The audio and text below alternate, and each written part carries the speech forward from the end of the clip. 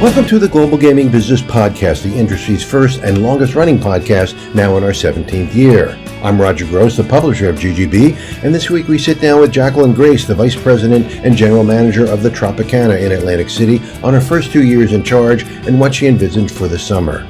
The GGB Podcast is sponsored by IGT. Give your players what they came for with IGT's top performing themes, featuring the biggest jackpots.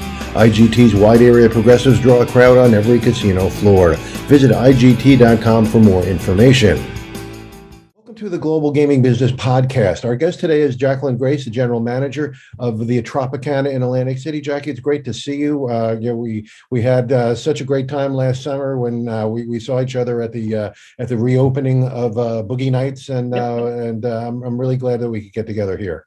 Thank you. And likewise, really looking forward to the conversation. Thanks for having me. Sure. So let's start with, you've been at the Tropicana now for about 2 years. What's been the most important thing you've learned since you've been on board there?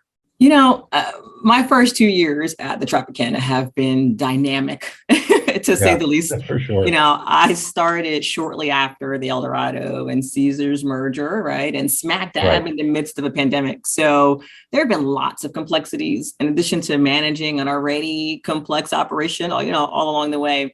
You know, we've been really busy on everything from integrating casino systems to reimagining our food and beverage footprint to driving employee engagement.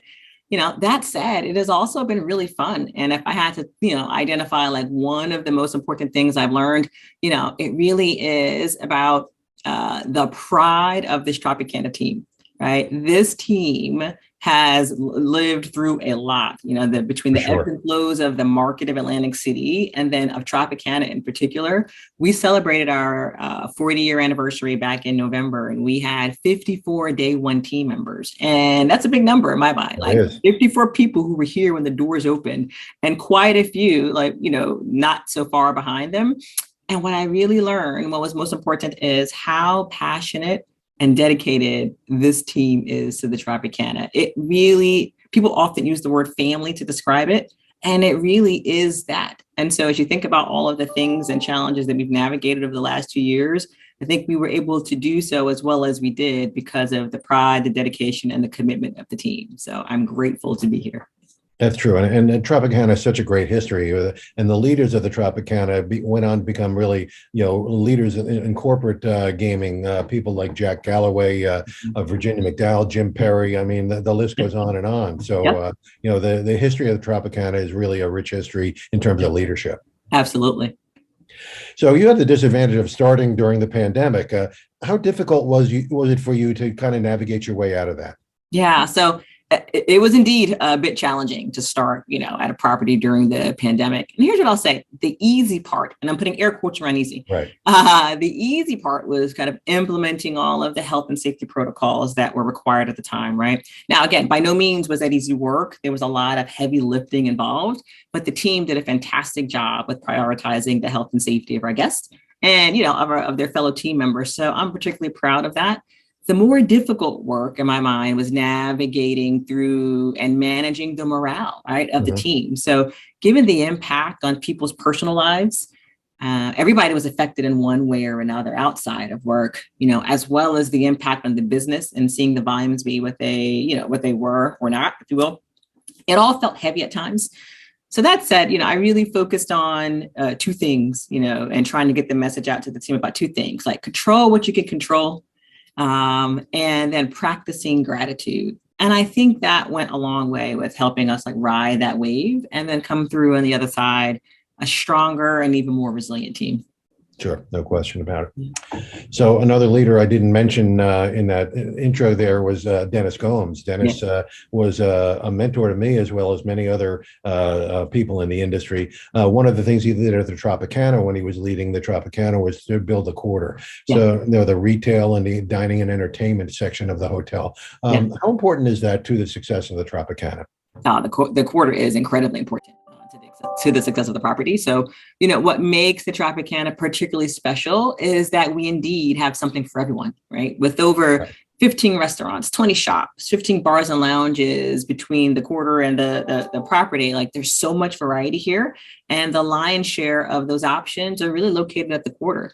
So the quarter gives us an opportunity to, really attract a pretty diverse crowd, right? And folks who are just looking to do everything from gaming, or folks who may or may not be interested in gaming, but they want to have a good meal. They want to, have a great drink. They want to have some fun. They want to do some shopping. So it really allows us to diversify our offering and thus attract a really diverse clientele.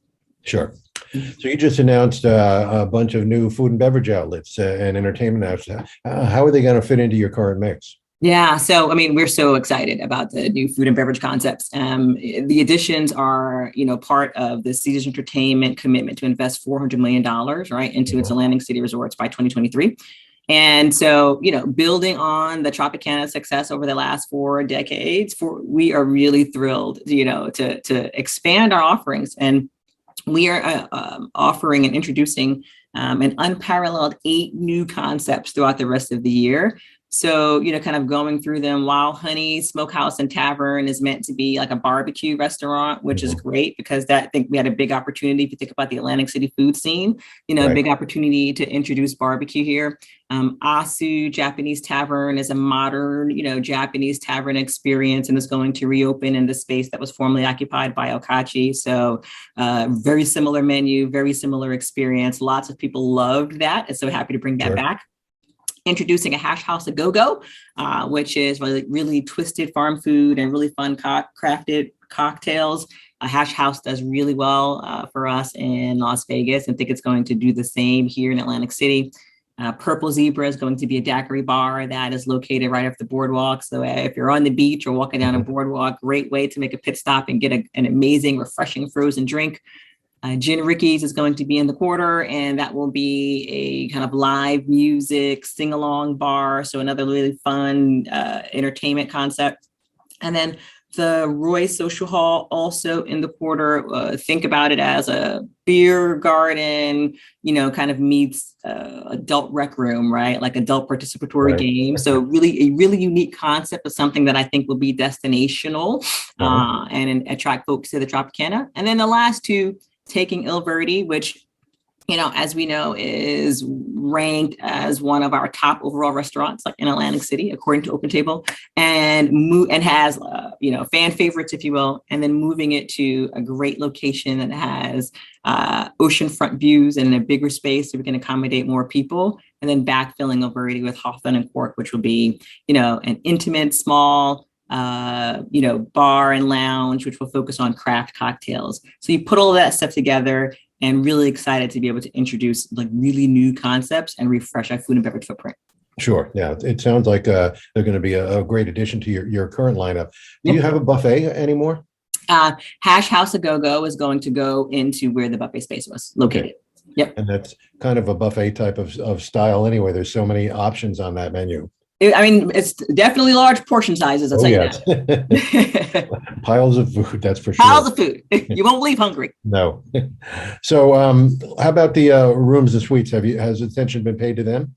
Yeah, while we have not executed on any hotel renovations since my arrival, I can assure you that that's on the radar, and we will be exploring that in the near future. Okay, great. Yeah.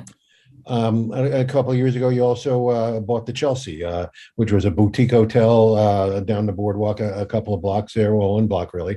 Have you connected with the? I know there's a bridge you're going to you build. Is that connected now? Yeah, that's absolutely connected. So there's a bridge that will take you from the main property over to the Chelsea, and so it's incorporated into the facility just like the rest of the towers.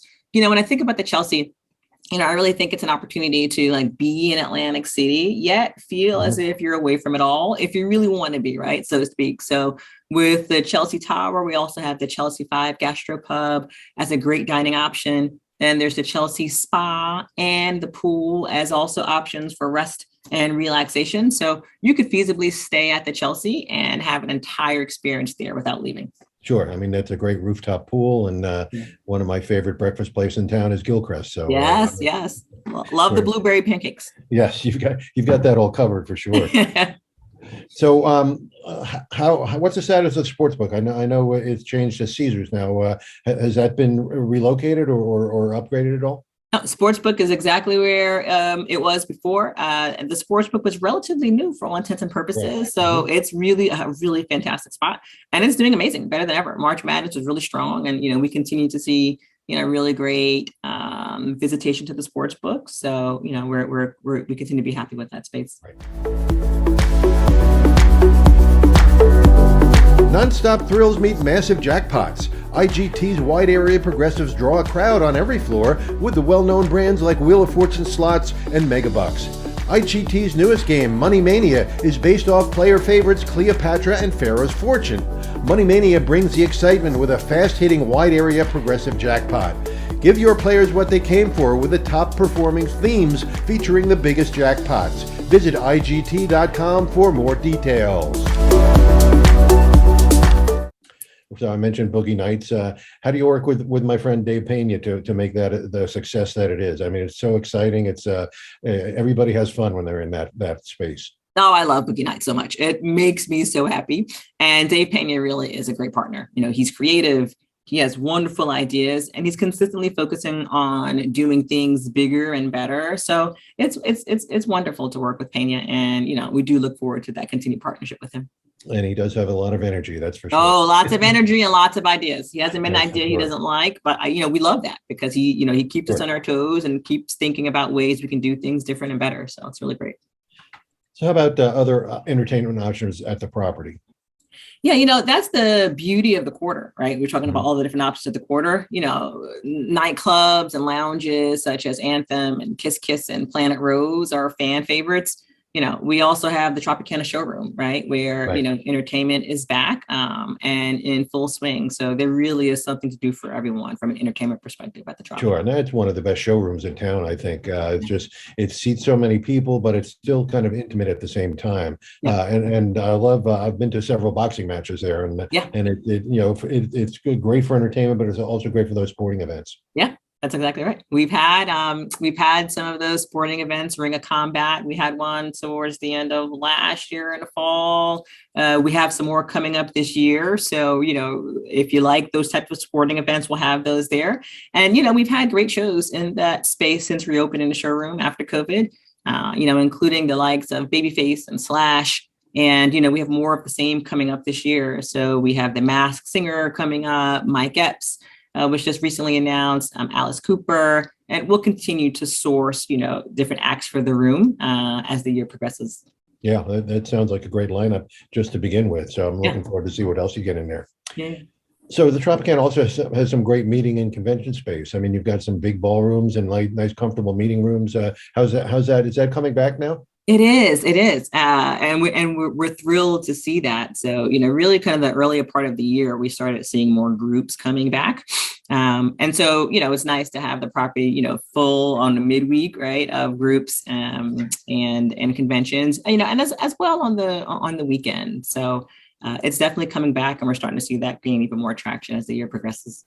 Yeah, no question. And you just announced overall for Caesars Atlantic City properties, this great solar energy type of thing that you're introducing at all the properties. And then there's an element at Tropicana as well. How's that going to work for you guys? Yeah. So as you indicated, all three of us are getting solar panels. And, it's really a part of not only Atlantic City's commitment, but the company's commitment, to environmental sustainability efforts. So, we will break ground on that soon. And again, just excited to be able to demonstrate our commitment in that way. Yeah, no question. I think that's important. So when El Dorado took over Caesars, they adjusted the total rewards, now Caesars rewards program, quite a bit. Some customers have been a little critical of that, but I think this is the old corporate structure here. How do you explain that to people that come on there? Yeah, there has been some changes, right? As we integrated Tropicana into the Caesars Rewards network over the last year. And it was quite a tremendous undertaking. So I am actually really grateful to our team for doing an incredible job on that. Overall, I'd say these changes are overwhelmingly positive. And, I hope our customers would agree. Caesars Rewards has been and still is the most prominent, loyalty players club in the country. And here in Atlantic City, we can now offer our guests more ways to earn more ways to redeem rewards, they have more choices and, more ways to win. So, not only is the experience the best of what AC has to offer, right, at the Tropicana, Caesars, and, at Harrah's, but also by being a part of Caesars Rewards, we have the opportunity to offer our customers really great gaming and entertainment experiences across the country, at some of our other destinations, including Las Vegas, Lake Tahoe, and New Orleans. So, while it has been a change, again, Caesars Rewards, consistently is voted the #1 players club in the country. And, we are proud of it. We really do think we have a best in class loyalty program, and we'll continue to be that. And players can earn points by their non-gaming spend as well, correct? Yep. They absolutely can. And so if you think about all of the new amenities that we have coming to the market that we just indicated, and not only at the Tropicana, by the way, but think about some of the great things that are going to come to Caesars, like Nobu and Gordon Ramsay's Hell's Kitchen, and, things of that nature. Like being a part of Caesars Rewards now unlocks all of that for our guests. And so I trust that everyone's excited about that as well. Sure. Well, you're talking about your team. I've noticed just in some of the videos I've seen of you, as well as in person. I mean, they really respond to you. You've really made a connection with them. Is there a formula you use to do that, or is this just your regular personality? That's just my regular personality. No, I start with looking as my primary job is really being one of service. I'm here to serve our team members, to ensure that we're creating a workplace where everyone feels valued, respected, appreciated. They believe that they can reach both their personal and professional goals, whatever those are. In my job, I'm here to serve our guests, right, to ensure that they have a memorable experience, and, I am here to serve the community and, to ensure that we are great corporate citizens and that we are pouring into the areas where we live and work, with our time, our talent, and our treasure. So I'd say the starting point is there, really coming from a place of service. More specifically, our team members, they just want to feel heard, right? So I'm also really deliberate in creating opportunities to get direct feedback from them. So whether it's sitting in the employee dining room, taking questions, or setting up roundtables for supervisors and managers, I make myself available to hear from them and to connect with them and just find ways to, communicate as much as possible. And I think that goes a long way with creating an engaged workforce. Sure, absolutely. Opening up those lines of communication is always the way to do it. Absolutely. So like me, you started your career in Atlantic City. How gratifying is it for you to actually be leading one of the top properties in the city at this point? Yeah. So, my gaming career, did indeed start here in Atlantic City. It's where I cut my teeth in the business, as they say, right? And established, long lasting relationships that I do enjoy today. And, coming back, it really was a full circle moment to return to Atlantic City as the general manager of such an amazing property here in the market. So, to that point, it really was gratifying. I also think about the many team members who see me and are just inspired by, my being here. And I'll tell you a quick funny story, related to that. So, when I first started in the industry, whenever that was, and at the time I was a lowly intern, right? Working at Bally's Atlantic City. And there was this woman, an African-American woman who worked on our environmental services team. And, she could have easily been my grandma, right? So she came up to me, she told me how proud of me she was. She didn't know me. She didn't know who I was. She didn't know my name, right? She didn't know me from a hole in the wall. I was just an intern. But, she saw that I was someone who looked like her and I was wearing a suit. And, wearing a suit signaled that I was in management somehow. And that was enough for her, right? Mm-hmm. She wasn't the first nor the last person to respond to me in that way. And I've had team members from all backgrounds, even today, respond to me similarly. So it is gratifying to know that, again, not only this is where I started my career, but that just my presence here is inspiring and aspirational for some of my team members from all walks of life. And so that's, I carry a sense of pride and gratification really on behalf of my team for what that means to them. Okay, great. So just a couple of years ago, there were four women leaders of casinos in Atlantic City. You're the only one left now. Is that a reflection of just kind of corporate changes, promotions and things of that nature, or you consider that it might be a return of a lack of respect for the women's roles in the gaming industry? I mean, I'd say absolutely the former and not the latter. I would attribute it to the natural progression and transition of careers and internal movement, particularly given in this industry, right, where the model includes mobility of strong leaders. As I indicated, I worked at 7 properties in 3 different markets, and I moved 4 times in 12 years. So each of those moves were successive, and that really were kind of part of my growth. But I will speak to Caesars Entertainment in particular, because I have to tell you, I'm proud of the commitment that the leadership has made around diversity and inclusion. The company, Caesars, set really aggressive targets to increase the representation of women on a path to achieve gender equity. We've said, and we've been public about that, we've set a goal of 50% of management roles to be held by women within both the mid-level and senior leadership populations by 2025. And since the merger in 2020, the number of women general managers at Caesars has doubled. So our leadership team has already demonstrated their commitment to this. And, I look forward to more of that in the future. Sure. And one of the women who was with you, Carrie, is now leading the Caesars properties in Northern Nevada. So that was definitely a promotion for her. And that's exactly right. Certainly deserves it. She's a hard worker and a great representation for the company. That's exactly right. Who doesn't love Lake Tahoe? You love it, definitely. All right, just one more question. What's your outlook for the summer season? I get the impression it's going to be very busy and very active. Yeah, I think it's going to be a fantastic one. So, we're continuing to see pent-up demand, guests returning to the market. So, we're expecting to have a great summer as far as visitation is concerned, given our super obvious, but given our location on the boardwalk with the amazing beach and the Atlantic Ocean in our backyard, along with all of the happenings in the quarter, as we talked about, the Tropicana really is an ideal destination. Then you add the opening of the food and beverage outlets we discussed, namely Wild Honey, Asu, and Purple Zebra will be opening this summer, along with some of the summer staples, the beach concerts, the air show, and really expect to be rocking and rolling all summer long. Yeah, I'm looking forward to being there this summer, and maybe we can get together at some point and catch up, because I'm excited, and congratulations on what you've done at the Tropicana, and I'm sure you're going to lead it to greater heights this summer. Well, thank you. I appreciate that. And I do look forward to catching up. So when you're in town, let me know. I'll do that. Thank you. Hope you enjoyed this week's podcast with thanks again to IGT. Give your players what they came for with IGT's top performing themes featuring the biggest jackpots. Visit IGT.com for more information. To learn more about the market in Atlantic City and the Caesars properties there, visit ggbmagazine.com. Subscribe to GGB News to get all the news of the gaming industry delivered to your desktop every Monday morning. Sign up at ggbnews.com and use the coupon code GGB180 for a free subscription. Don't miss a single episode of the podcast. Subscribe on Amazon, Apple Podcasts, or Spotify today. So we'll see you next time on the GGB Podcast.